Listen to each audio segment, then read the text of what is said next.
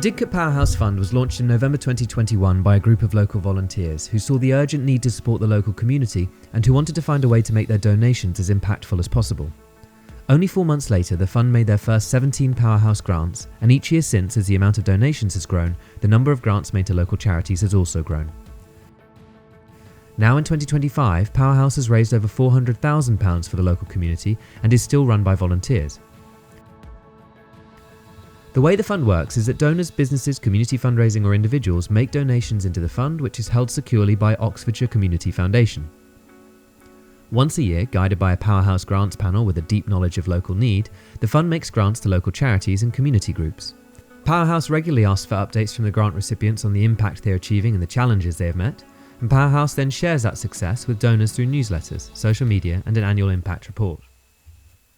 Powerhouse is all about supporting our local community, so at least 90% of beneficiaries of any Powerhouse grant must live locally in the Powerhouse area.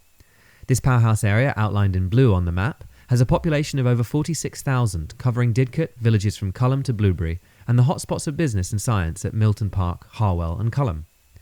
But alongside these areas of international success are pockets of real poverty. People think of Oxfordshire as an affluent county, but it's shocking to think that in this Powerhouse area there are neighbourhoods in the top 10% most deprived in England, and that's for 3 out of the 7 measures used in the Index of Multiple Deprivation. Hi, this is Kate Waring here, Chief Executive of Sohar Housing Association, a local housing association based in Didcot. Every day we meet local people who are struggling with the rising cost of living and for whom the recent increases in heat and water charges mean going without other basics. More affordable housing means more left over from wages for other costs and better lives for families.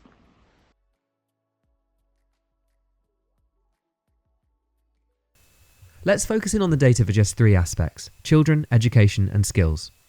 In the Powerhouse area, over 1,000 children live in relative low-income families. Over 7,500 are in the 20% most deprived in England in the education domain. And in the latest data available, the proportion of young people entering higher education by age 19 is 33%, well below the average for Oxfordshire at 45%, and even lower than the average for England at 37%. Many of you will remember that Didcot used to have 3 children's centres and now has none, despite further growth in the population. When young children are assessed against 17 early learning goals, historically the Didcot Powerhouse area has underperformed both the Oxfordshire and England averages. 4,651 people in the area have no qualification at all, O-level, GCSE or NVQ, and in Didcot South the percentage with no qualifications is higher than the average for all of England. I live just outside Didcot, but within the Didcot Powerhouse area, and I'm a single person on universal credits and get £393.45 per month. I struggle massively. Due to losing family members, I live in a property of 1 extra bedroom which I now have to pay for, and I want to downsize, but because of the extra cost, I have rent arrears. I rely on the food bank. They contact my landlord to request a delivery as I struggle to get out sometimes. I've had supermarket vouchers from the Household Support Fund through SODC twice. I have a car but can't afford to keep it on the road all the time, and this means that I struggle for interviews and job centre appointments. I try to use public transport but don't always have the funds. It is a constant struggle trying to get to job centre appointments. I have missed some due to not being able to get there, and some due to feeling depressed, and this has led to sanctions. This not only affects me financially, but it affects me mentally. I get very low and depressed. I'm looking at selling some things from my property to make ends meet. My bills have increased and I struggle to keep up with payments. Recently I had to cancel broadband, but my neighbour has allowed me to log into theirs. I don't have a very large family, but they do try and help. Due to the cost of living, they don't have much spare either. My neighbour sometimes makes me food too. So the need is right here, next door. But thanks to your donations, Powerhouse has been able to make grants to help meet that need and support local beneficiaries. The following is a snapshot of what has been achieved by just a few of the grant recipients in 2024.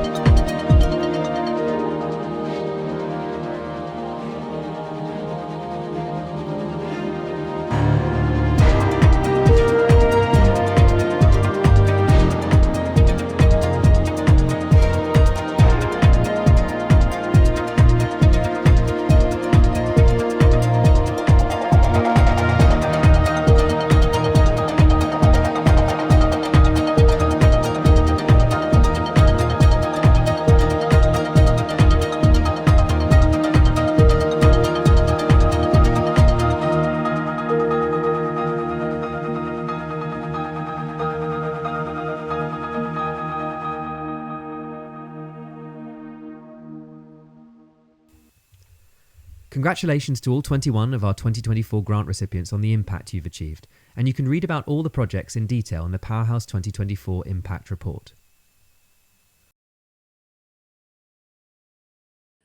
Now that we're in our fourth round of grant giving, we're able to analyse where our grants have had the greatest impact, and so shape how Powerhouse should evolve going forward. 3 themes are emerging. The first theme links to the insight that placemaking is all about understanding what is unique about an area. Greater Didcot and the surrounding villages have a fabulous community spirit. Superb work is already happening through local charities and volunteer-led community groups. But our local charities are typically relatively small, too small to be able to afford paid fundraisers, sometimes run entirely by volunteers, often so small they are below the threshold to apply for larger grants. Having a local focus has meant that Powerhouse can channel support to those people on the ground who are really making a difference, and Didcot Baby Mondays and the Cornerman are 2 such examples. 3 years ago, we were a struggling community group and uncertain of our future. Now, we're a registered charity and celebrating our 10th birthday this year. It's not just the vital funding, but the ongoing advice and support from Powerhouse and Didcot Charity Hub that have encouraged and enabled us to grow. Without that first Powerhouse grant, I doubt the Cornerman could have survived our first year, and their trust in us was a huge confidence boost. Now we have strengthened our governance, increased our partnership working, and are on our way to becoming a CIO. The second theme is that where we've been able to offer consistent funding, this can achieve cumulative benefits that are greater than the sum of the individual grants, and this is illustrated by Didcot Train.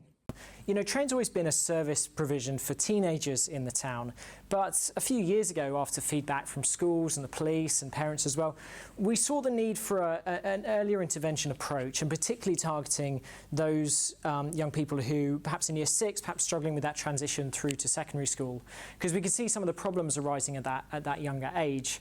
Well, thanks to a successful Didcot Powerhouse grant, we ran that work as a pilot, and it was really, really successful. But what's been really valuable to Train is that Didcot Powerhouse have consistently funded that work over several years, and the sort of cumulative impact of that is an organisational shift for us, whereby that work with year 6s, with those who are perhaps 10 or 11 years old, has become embedded within our organisational life, even within our theory of change. And so, you know, some of those year 6 young people who engaged with us a few years ago are still engaging with us today. They're maybe in year 8 now or year 9, and we've been able to signpost them onto other services, such as our mentoring work or our football club and things like that. And an added benefit as well is our ability to relate to the parents of young people, because it's quite easy to establish contact with parents when someone's in year 6, whereas when they've become a teenager, they don't want you to have anything to do with their parents at all. But we've been able to carry those relationships on as well, which has been really helpful. So I guess what I'm trying to say is that there's been a real synergy to these 3 years of Powerhouse grants, and the value has been in this consistency of funding, because the cumulative impact has been this organisational shift in approach, which is greater than the sum of any kind of single individual grant. And the third emerging theme is that Powerhouse has a part to play in identifying where there are gaps in resources for local citizens, and then providing the seed funding that can attract charities into Greater Didcot to start providing those resources and filling that gap. And a recent example is support for domestic abuse. Hi everybody, my name's Dawn Hodson and I'm from Reducing the Risk of Domestic Abuse. I don't know if you're aware, but 1 in 5 individuals in the last 12 months will have been impacted by domestic abuse. This is made worse if that individual is living in a rural area, because they find it difficult to access information and support. Supported by the Didcot Powerhouse Fund, Reducing the Risk in the last 12 months has been working in the Didcot area to raise awareness, engage with individuals and community groups so that information is accessible and people know where to go for support. But donating to Powerhouse is not just about the need and the impact. Powerhouse was originally created by corporates to make supporting the local community both less administratively time-consuming and more impactful. Let's hear from a donor why Powerhouse is a better way of giving. So Milton Park is a founding donor to the Didcot Powerhouse Fund at quantum level, and I sit on the advisory group. Powerhouse works for us for 3 key reasons. Number 1, by donating to Powerhouse, we know that our donation will be spread across many local charities and community groups. Our employees have a broad range of concerns, so it's good to know that Powerhouse grants also support a broad range of issues. And we don't have to choose the charities, we trust the grants panel with their local knowledge to know where the local need is greatest. Number 2, impact is important to us, but we don't have time to follow up donations ourselves. When you donate to Powerhouse, you know that you will receive an annual impact report and regular news stories and case studies that you can share with your employees. Number 3, lastly, donating to local good causes can be time consuming because of the due diligence required. But with a donation to Powerhouse, all that due diligence is done for you by the Oxfordshire Community Foundation. So if you're interested in supporting the local community, where perhaps most of your employees with their families live, then we can absolutely recommend the Powerhouse as an effective way to achieve impact with your donations. None of this could happen without the help of our donors. We're delighted that so many donors continue to support us each year and are especially grateful to our founder donors who've supported Powerhouse from the very beginning. Your donations are quite literally changing lives. Thank you. And when you think of the work needed to make Powerhouse happen, let's remember that it's local volunteers and pro bono donors who design the strategy, speak to donors, run the grants panel, collate the impact, and produce the impact report. We all do it because we can see what a difference Powerhouse is already making on the ground for our neighbours. Thank you for listening, and if you're excited by what Powerhouse is doing, then please consider joining in as a donor, a community fundraiser, or a volunteer. Looking forward, our goal is not just to go on reporting income to you on an annual basis, but that by 2032, that's 10 years from our first grants, Powerhouse will demonstrably have improved community life in Greater Didcot and the surrounding villages, making this one of the best places to live in Oxfordshire and even in the UK. Thank you.